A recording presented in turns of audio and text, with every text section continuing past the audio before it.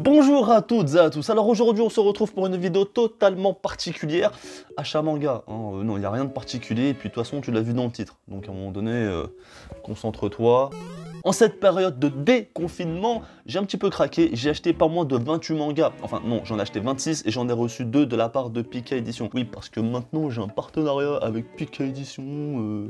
Et dans mes achats, j'ai fait 2 belles trouvailles, franchement je vais te raconter ça, c'était sympa.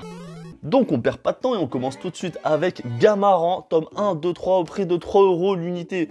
Donc je connaissais Gamaran de nom, je sais pas si c'est bien, je sais pas si c'est nul, j'en entends pas mal de bien.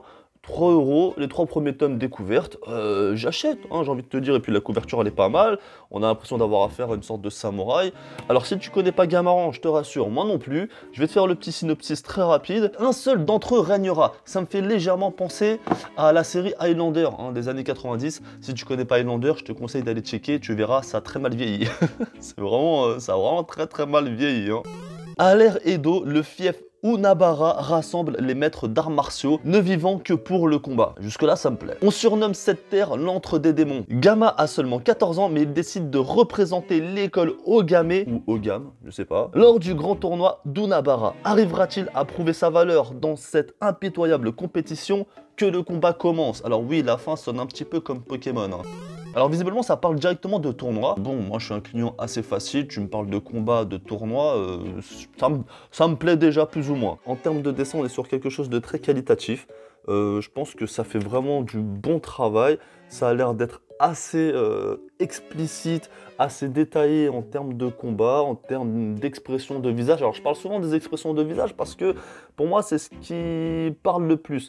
Quand je vais te montrer les autres dessins d'un autre manga, que j'ai pas envie de te spoiler la vidéo tout de suite, tu vas voir la différence et tu vas te comprendre tout de suite. Donc là c'est vraiment très beau, pas énormément de dialogue, donc ça fait plaisir, parce que bon à un moment donné, quand il y a 150 bulles par page, c'est un peu chiant. Enfin voilà, je pense que ça va être un bon petit manga que je vais kiffer, les 3 premiers tomes, ça fait 9 €. Hein, que demande le peuple, hein.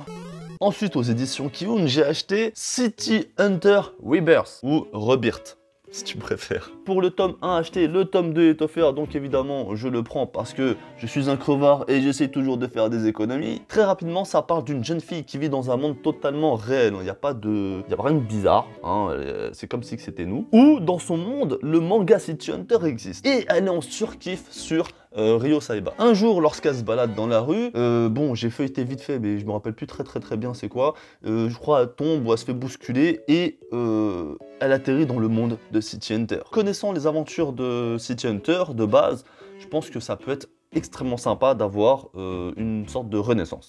Si tu me suis également sur Twitch avec la radio manga, et si tu ne le fais pas, il y a le lien dans la description. La semaine dernière, j'ai parlé de Parasite amoureux. Et clairement, ce manga, pour moi, c'est une de mes meilleures découvertes de cette année. Pourquoi? Parce que ça parle d'un sujet comme les troubles obsessionnels compulsifs.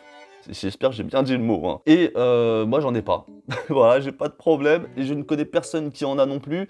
Et pourtant, ce manga m'a énormément parlé. Je t'en parlerai également lors d'une lecture manga. C'est aux éditions Delcourt Tonkam. Je l'ai acheté au prix de 7,99 €.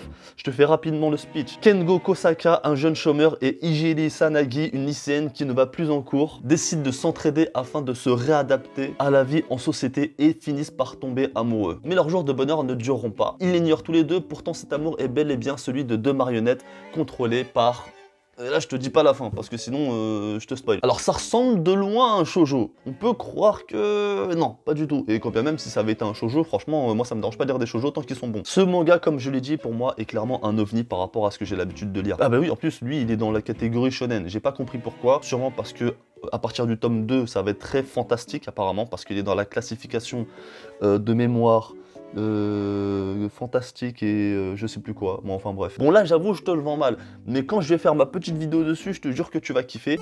Je pense que tu as dû le voir un petit peu partout sur les réseaux, mais ceux qui ont des partenariats avec Pika, ils ont tous reçu le manga que je vais te présenter tout de suite. Shibuya Hell. Donc ils m'ont envoyé le tome 1 et le tome 2. Alors apparemment, j'ai lu un petit peu le bordel. Il est où le papier? Il est là. Alors je te montre d'abord la couverture. Ah, hein, oui c'est un poisson. Bah t'inquiète pas, je vais t'en parler un petit peu plus. Donc ça va sortir le 3 juin, donc d'ici pas longtemps normalement. Et à la fin, on a l'avis de Hiroya Oku, donc le mec qui est à la tête de Gigant, Last Hero, Inuyashiki et Gantz. Et il dit, ouvrir les guillemets, Avec ses dessins horriblement saisissants et son titre en 2 mots très évocateur, on lit ce manga avec voracité. Bon, si tu connais l'astéroïde Nujashiki, Gigante et Gant, tu sais que le mec c'est pas un petit joueur dans le monde du manga.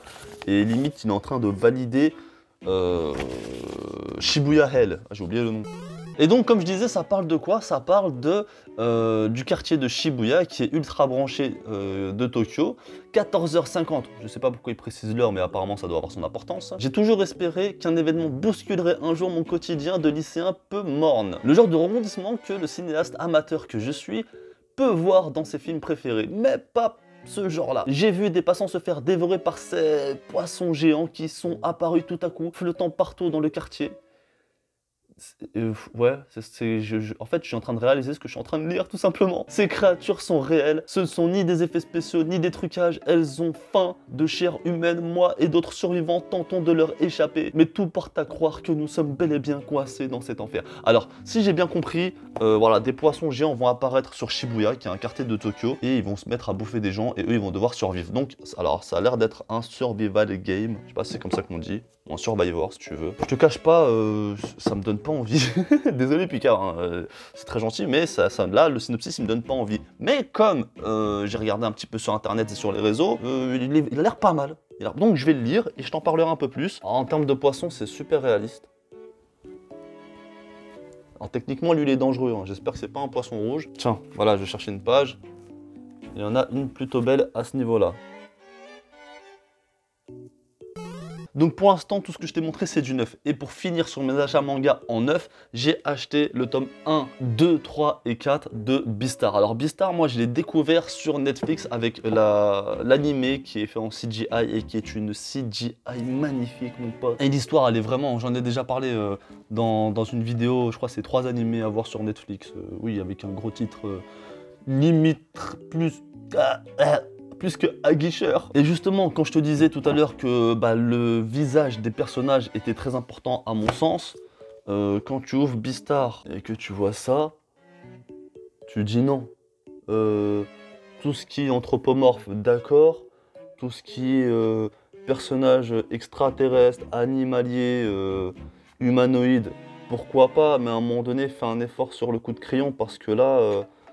Ah oui, on n'est pas loin du mob psycho-sang, hein, j'ai envie de te dire. Franchement, ça m'a pas donné envie.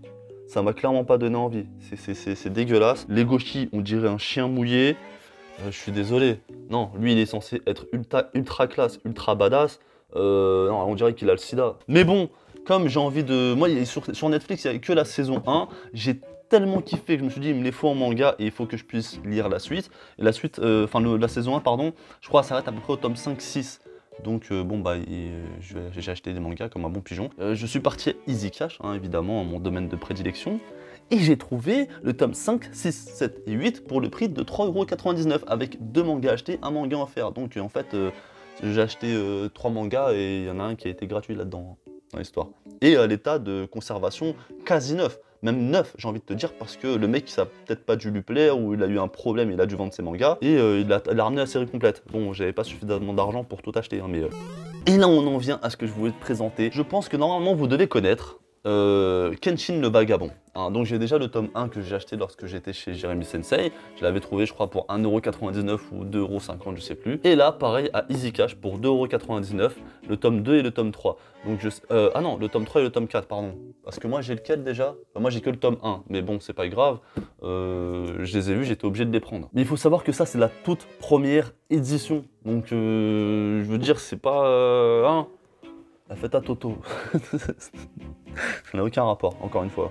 Ce que je voulais te montrer, ce que je voulais te dire, c'est que si tu connais pas, justement, si t'es né dans les années 2000-2010 et que tes mangas, tu les achètes que là, depuis que très récemment, et que t'as pas encore eu l'occasion d'acheter des anciens mangas, des toutes premières éditions sorties dans les années 80-90, il faut savoir que c'est totalement différent, en fait. Ce qui est intéressant, c'est de voir comment... c'est de voir ce qu'il y a à la fin, en fait, du manga, que tu n'as plus maintenant.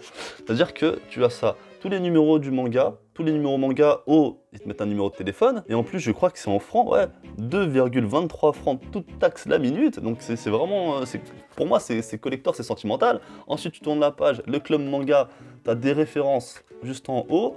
Choisis ton cadeau, bah oui, parce qu'avant les gens ils étaient généreux, aujourd'hui il n'y a plus de cadeaux, tu payes ta race maintenant.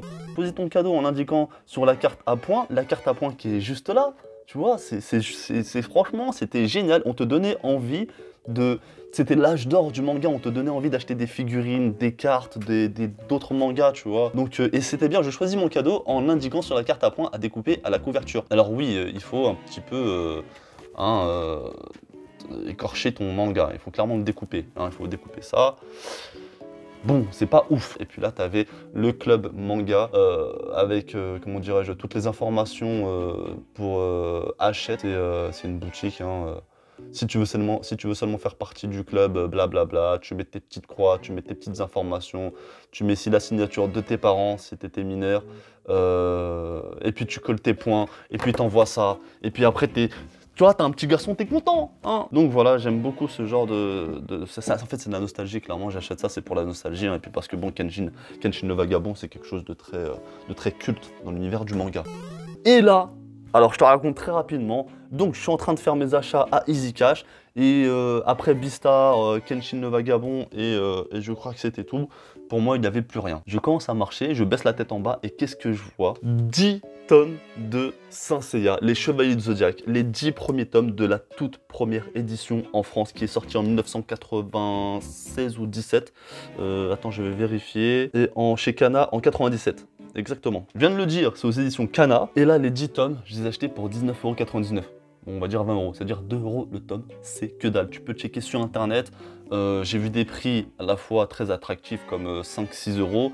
Et j'ai vu des prix qui allaient entre 15, 16, 17 € le tome. Donc dans tous les cas, je suis en bénéf. Au niveau de l'état de conservation, ils sont extrêmement bien conservés. Il n'y a pas de cornes, il n'y a pas de déchirure, il n'y a pas de pages coloriées parce que oui, dans ma jeunesse, c'était un petit peu à la mode de colorier un petit peu les mangas, je sais c'est un gros blasphème. Le seul point noir, c'est que on a 2 étiquettes. On a celle de Easy Cash et celle de Virgin. Et on avait une première étiquette ici et du coup bah c'est dégueulasse, le mec il a essayé de l'arracher et puis du coup bah il n'a pas utilisé le dissolvant ou je sais pas quoi. Et ça colle, tu peux retrouver ça sur tous les mangas. Et ben voilà, ça colle et c'est chiant. Du coup il va falloir que je nettoie tout ça et j'ai la flemme de le faire. Mais je vais le faire. Alors pour ceux qui n'ont jamais lu les Chevaliers du Zodiaque, si vous achetez cette édition-là, vous allez vraiment avoir du mal avec les dessins parce que c'est quelque chose qui ne se fait plus trop, tu vois vraiment que c'est quelque chose de très vieux, tu vois. En même temps, c'est dans les années 80, donc à un moment donné, il faut... Voilà. Mais l'histoire, elle est magnifique. L'histoire, elle est excellente, il y a de l'action, il y a du combat, il y a des sentiments. En fait, il y a tout dedans pour être un excellent shonen. Et si les Chevaliers du Zodiaque, c'est encore connu aujourd'hui pour être une grande référence, c'est pas pour rien, crois-moi. Ce qui est marrant, c'est qu'à la fin, ils te mettent « Attention, ce manga est publié dans son sens de lecture originale, de droite à gauche. » Ici, vous êtes donc à la fin. Oui, au cas où c'est on est con. Et pareil, à la fin, tu peux retrouver quelques notes de l'auteur. Bienvenue dans le monde des Chevaliers du Zodiaque, histoire d'une série culte. Des petites précisions là sur le sanctuaire de Hadès, sur le nom de la série, pourquoi 2 noms différents pour une même série, explication, les légendes, la galaxie des Chevaliers du Zodiaque, enfin, tu retrouves pas mal d'informations. Là, ils te parlent de Kyo et de Yu Yu Hakusho. Bon, ils te font un petit peu leur petite pub, tu vois, donc ça, c'est sympa. Et puis voilà, c'est ce que tu peux retrouver dans quasiment tous les tomes, même voire tous les tomes des années 80, 90, tu vois. Ah bah, Eiji Psychometer, j'ai les 16 premiers tomes, encore une fois. Donc c'est un truc qui est très vieux. Ils nous ont fait un dessin là, de Seiya. Franchement... Ah non, c'est un enfant, merde. Ah putain, je suis un enfoiré. Ah oui, en fait, Ah ouais, mais vous voyez comment c'était bien? C'est-à-dire que tu peux envoyer tes dessins et ils te les mettaient à la fin du manga. Donc ça veut dire que là, Barthélemy Manzasares, 11 ans, qui habite à Perpignan, il a envoyé son dessin, il a été publié dans un manga. Mais c'est énorme! Dessin envoyé par Emmans David, 25 ans. Ah ouais! Et moi j'étais en train de me moquer de leur dessin, quoi. T'imagines, t'as ton dessin dans un manga, ils mettaient les dessins des gens, quoi. Daniel Théieux. T'imagines, c'est-à-dire que t'as un de tes dessins est dans un manga culte, quoi. Ça m'étonnerait fort, mais si l'un d'entre vous a déjà, aujourd'hui devrait avoir un certain âge, hein, peut-être le mien, a un de ses dessins dans un des tomes des Chevaliers du Zodiaque, qui me le disent dans les commentaires, et je serais ravi de parler de lui dans une prochaine vidéo, ça serait super sympa. Alors attends, parce que là je les ai déclassés, voilà. Donc cette vidéo touche à sa fin, je suis très satisfait de mes mangas, franchement j'ai plus qu'à ranger ma mangatech. Aujourd'hui c'est le bordel, je vais te montrer un petit peu, tu vas voir. Voilà, voilà, j'ai des mangas ici et j'ai des mangas ici. Hein, bon, t'as peut-être pas bien vu, mais là, ici et ici, il faut que je range tout. Du coup, c'est l'occasion pour moi de faire aussi peut-être une vidéo mangatech, même si j'en ai fait une il n'y a pas très longtemps. Et puis voilà quoi, hein. Je ferai des vues, je ferai des heureux et je serai heureux. Donc c'est win-win. Donc je te laisse. Si t'as kiffé cette petite vidéo, tu peux toujours laisser un pouce bleu, tu peux toujours commenter pour me donner ton avis sur les mangas. N'hésite pas hein, et n'oublie pas, si jamais tu penses qu'un de tes dessins est publié dans Les Chevaliers du Zodiaque, et bien dis-le-moi en commentaire et puis on essaiera de parler ensemble ou viens me voir sur Insta, on en parlera. Partage cette vidéo. Abonne-toi!